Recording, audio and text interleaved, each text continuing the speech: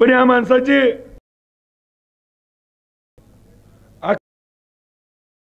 लहानाची मोठी केली, ज्यांना आमदार केलं ती सगळी सोडून गेली। आणि त्या दिवशी पत्रकारांनी विचारलं पक्षाचा आश्वासक चेहरा कोण? पवार सांगितलं। त्या दिवशी महाराष्ट्र त्या पवार साहेबांच्या इच्छाशक्तीला, त्या पवार साहेबांच्या बलाढ्य इच्छाशक्ती ठिकाणी एकदा साहेबांच्या पाठीशी उभा राहिला। आणि त्या लढ्यामध्ये ज्यावेळेस सोलापूरची सगळे नेते मंडळी गेले होते, वेळी काळामध्ये दीदी आणि मी जिल्ह्यामध्ये राहिलो। आणि मग योग असा आला की साहेब लोक साहेबांबरोबर वेळ मिळायचा। साहेबांनी पहिली निवडणूक किती मत कसं बोलले निघाले। एक दिवशी रात्री एवढं साहेबांबरोबर मला सहवास लाभला। एखाद्या माणसाच्या माझ्या मला स्वप्न पडायचं कधीतरी पवार साहेबाला जवळून बघेन। त्या ठिकाणी या काळामध्ये बरोबर 25 वेळा जेवायला योग आला, शेजारी बसून साहेबांबरोबर गाडीत म्हणाल तेवढा प्रवास मध्ये कधी असा असंख्य वेळा साहेबांचा सहवास लागला। हिमालय एवढ्या माणसाची त्या सामान्य पोरावर ती खरी विसरू शकत नव्हती। आणि एक वेगळं नातं प्रसंगामध्ये तयार झालं। आणि त्या प्रसंगामध्ये या जिल्ह्याचं ज्यावेळेस निवडणूक लागली, निवडणुकीमध्ये पवार साहेब करायचे असतील पुन्हा एकदा पवार साहेबांच्या पाठीशी उभा राहायचं ठरवलं। त्या दिवशी पाटील साहेबांना सांगितलं काही पण पवार साहेबांच्या पाठीशी उभा राहायचं। जो निर्णय घेतला त्यावरती पश्चिम महाराष्ट्रात नव्हे तर पूर्ण महाराष्ट्रामध्ये एक चित्र मोहिते पाटील एकदा पवार साहेबांनी महाराष्ट्रामध्ये गेला आणि त्या समोरच्याचा आणि पवार साहेब आठ आले।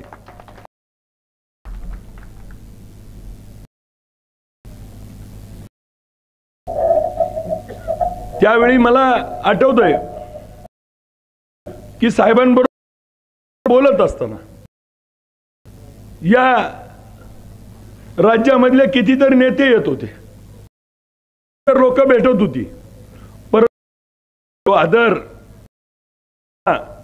मोठ्या दादांबद्दल त्या जिल्ह्यातल्या नव्हे तर त्याही नेत्याबद्दल एवढा आदर नाही, एवढा आदर साहेबांनी काही निर्णय तरी देखील मोठ्या दादांचं जे नातं होतं। दीदी एक प्रसंग सांगतो। साहेब आणि आम्ही सोलापूरचा एक कोटे साहेबाचा आणि गणपतराव देशमुख साहेबांच्या अश्वारूढ पुतळ्या पूर्णाकृती पुतळ्याच्या अनावरणाला पवार साहेबांच्या सोबत मी गाडीत होतो। तिथं रणजित दादा देखील होते आणि दादा आले होते। व्हीलचेअरवर बघितलं असं मध्ये अपघात। मग साहेब मला म्हणले की रणजित दादांना बोलो। दादांना सांगितलं, मी त्या गोष्टी सांग आम्ही एक ठिकाणी गेलो आणि तिथून आम्ही शिवरत्नावर पोहोचलो। त्यावेळी वेगळ्या विचारात वेगळ्या बाजूला असताना नातं बापू आणि विजयदादांचं जपणं खऱ्या अर्थानं नवीन पिढीला तरुणांसारखं आहे. विरोधात आहे ह्याची कशी करू जपायचं राजकारण. ह्या दोन मोठ्या माणसाकडनं आता गरज आहे. ह्या पुढच्या पिढीला जे ठेव वसा पाहिजे तो ह्या दोन नेत्याची गरज आहे. मग महाराष्ट्रामधलं राजकारण बाजूला तुम्ही विरोधात गेला की तुम्ही विरोधात गेला माझ्यावर पडली. त्या ठिकाणी काय काय नाही झालं अख्ख्या महाराष्ट्राला माहिती. मग माझ्या पोराला जर गोष्टीला सामोरे जावं लागत असेल तुला ह्या दोन मोठ्या माणसांच्याकडे बघितलं की महाराष्ट्राची संस्कृती कशी जपायची हे दोन माणसं शिकायला मिळतं. आणि हा ठेवा महाराष्ट्राने या उद्याच्या निवडणुकीमध्ये ह्या ज्या मोठ्या दादांनी केलं या राज्यामध्ये आतापर्यंतच्या इतिहासात नाही की ज्या जिल्ह्याचा मुख्यमंत्री आहे त्या जिल्ह्याचा मुख्यमंत्री आपल्याला बघायला मिळाला. मोठे दादा आणि सुशील कुमार शिंदे साहेब आपल्या महाराष्ट्राचे एवढं सोलापूर जिल्ह्याला काय परिस्थिती आहे. आज कोण कुणाला विचारतं का.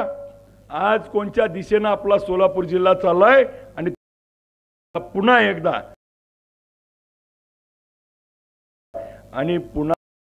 आपल्याला या जिल्ह्याचं गतवैभव असेल तर आपल्याला आपल्या बाजूला ठेवून ह्या दिग्गज लोकांच्या आपल्याला पुढच्या काळातलं लोक आहेत त्या यशस्वी लोक आपल्याला विचार त्यांनी घालून दिले.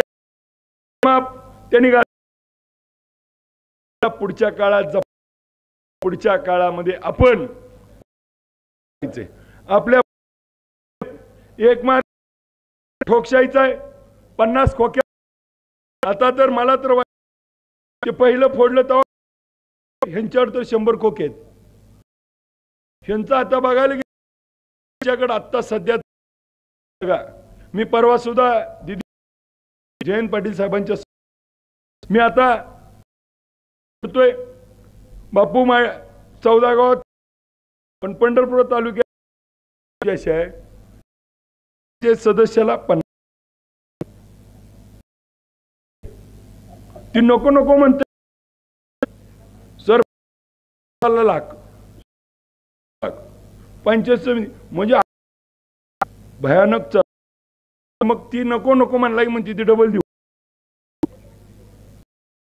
ना. आता अशी परिस्थिती तुम्हाला सांगायचं कालच्या काही घटना तर आता खोक्याचा माडा मतदारसंघात सुरू झाला आहे. खोक्याच्या बाजाराला सुसंस्कृत नेते आपण गरज आहे.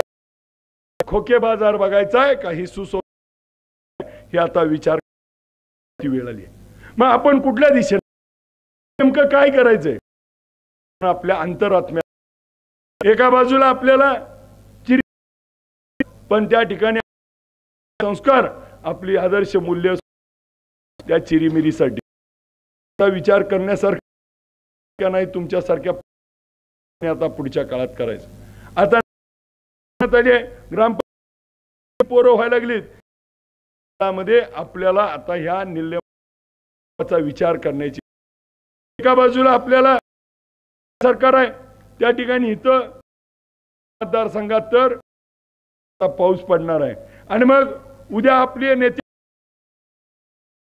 नसताना कोण कोणाला पण ह्या जनते नाही ही जनता पैशावर